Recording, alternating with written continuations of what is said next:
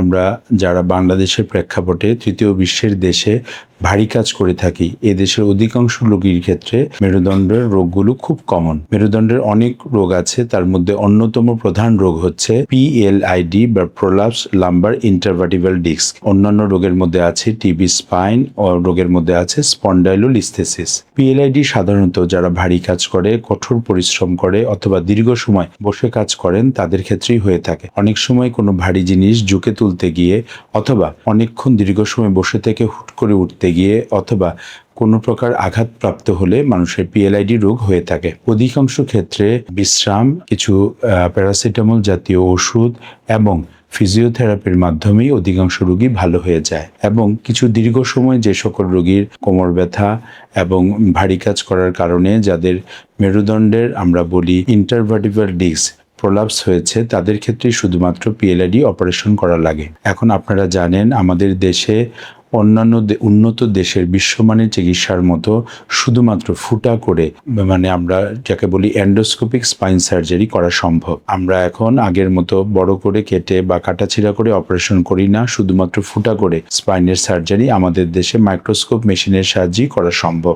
আপনারা অবাক হবেন, উন্নত দেশে যেখানে লাখ লাখ টাকা খরচ হয়ে যাচ্ছে, মাত্র 50 থেকে 60,000 টাকা খরচে আমাদের দেশে PLID অপারেশন করা সম্ভব। অধিকাংশ মানুষ এখন PLIDর পর যে রোগে আক্রান্ত হচ্ছে সেটা হচ্ছে টিবি স্পাইন। আমরা অনেকেই জানি না, আমরা সবাই বিশ্বাস করি যে আমাদের ফুসফুসে শুধুমাত্র যক্ষা হয়ে থাকে। তো এখন আপনারা জানেন আমাদের মেরুদণ্ডেও যক্ষা হয় এবং মেরুদণ্ডে যক্ষা বা ইনফেকশনের কারণে আপনারা জানেন মেরুদণ্ডের যে ভার্টিব্রা বা কশেরুকাগুলো আছে এগুলো ক্ষয়প্রাপ্ত হয়। ফলে আমরা তৎক্ষণাৎ অধিকাংশ রোগীকে কনফার্ম যখন হই যে তার টিবি হয়েছে, তখন তাকে অ্যান্টি-টিবি কেমোথেরাপি বা মুখে টিবির ওষুধ খাওয়ানো শুরু করি। পাশাপাশি তার সেই টিবি স্পাইন বা যে স্পাইনগুলো তার ক্ষতিগ্রস্ত হয়েছে সেখানে আমরা পেডিক্যাল স্ক্রু এবং রড দিয়ে তাকে ফিক্সেশন করে দেই। যেখানে উন্নত দেশে সিঙ্গাপুর, আমেরিকার ক্ষেত্রে কয়েক লাখ টাকা খরচ হয়ে যায়, আমাদের দেশে মাত্র নামমাত্র মূল্যে 80,000 থেকে 90,000 টাকায় টিবি স্পাইনের অপারেশন করা সম্ভব।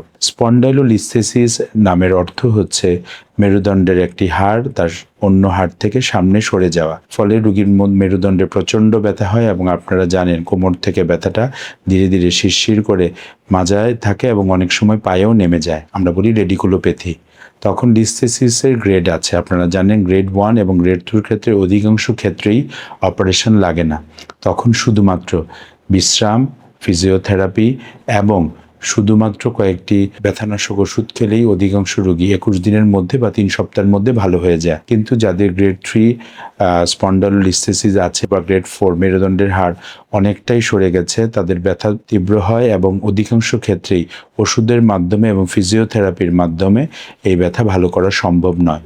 তখন আমরা তাদেরকে পেডিক্যাল স্ক্রু এবং রডের মাধ্যমে ফিক্সেশন করে দেই এবং আপনি অবাক হবেন অধিকাংশ রোগী 14 দিনের মধ্যে স্বাভাবিক জীবনে ফিরে আসে। স্পাইনের যে কোনো অপারেশনের পর রোগীকে তার লাইফস্টাইল মডিফিকেশন, অর্থাৎ আগে যে ধরনের জীবনযাপন করতেন, আগে যিনি ভারী কাজ করতেন তিনি ভারী কাজ কম করবেন, আগে যার ওভারওয়েট বা বডি ওজনের কারণে তার ক্ষতিগ্রস্ত হয়েছে তিনি ওজন কমাবেন এবং অধিকাংশ রোগীকে আমরা নিয়মকানুন এবং ব্যায়াম শিখিয়ে দিই। আপনারা জানেন নিয়মকানুন ব্যায়াম শেখার কারণেই অধিকাংশ রোগী স্বাভাবিক জীবনে ফিরে আসে। স্পন্ডাইলোলিস্থেসিস বা মেরুদণ্ডের হাড় সরে যাওয়া এখন আর কোনো ব্যয়বহুল চিকিৎসা নয়, এটাও উন্নত মানের বিশ্বমানের চিকিৎসা বাংলাদেশে মাত্র 80 থেকে 90,000 টাকার মধ্যেই করা সম্ভব। তাই আতঙ্কিত না হয়ে মেরুদণ্ডের চিকিৎসার ভয় না পেয়ে আপনারা নিকটস্থ স্পাইন এবং ট্রমাটিক সার্জনের কাছে যাবেন এবং দ্রুত স্পাইন সার্জনের কাছে গিয়ে আপনার চিকিৎসা করাবেন।